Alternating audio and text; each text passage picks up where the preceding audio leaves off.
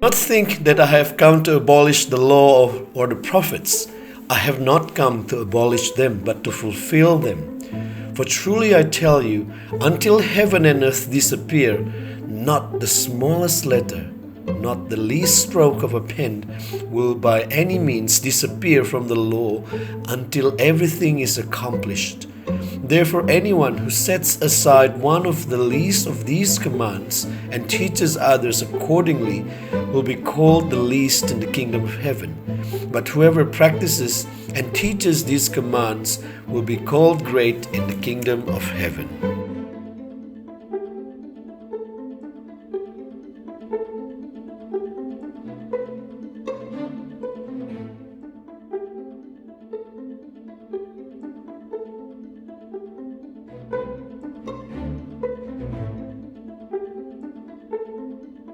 Happiness is found when your life has reached its fulfillment.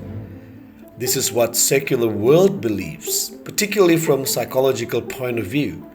Jesus too spoke about his coming as a fulfillment of the law of God. So there is a common ground between the two totally different worlds.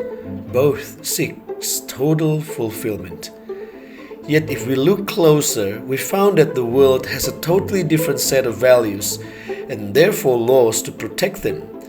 The value of the secular world is usually pleasure, fame, wealth, and success, whereas the value of God's law is life, good relationship with God and others, family, genuine peace, and responsible love. So if these core values are different, what each of us considered as a fulfilled life will be different too. Being fulfilled in God's eyes is different from being fulfilled in the eyes of the world. Jesus offered us his set of values and the laws that protect these values. These laws are God's law, God's way of ordering his creation. These values and the laws are eternal and they will last even after heaven and earth pass away. Unlike the laws created by human beings, these laws and values are unchanging. The laws of God reflect who God is. The laws of God were made flesh and finds its fulfillment in Jesus. Jesus is the Word made flesh. However, the interpretation of God's law may change.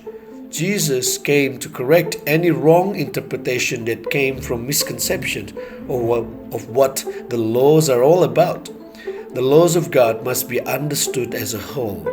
The laws of God centers on the love of God and love of others. Jesus is the perfect fulfillment and embodiment of love. Friends, have you found your life fulfilling? Do we want our lives reach its true fulfillment? If so, are we willing to submit ourselves under the laws of love that Jesus embodied? Or do we still prefer to hobble between God's kingdom and the world, still cling on happiness that is short-lived? Or do we want true and lasting happiness that is found in Jesus?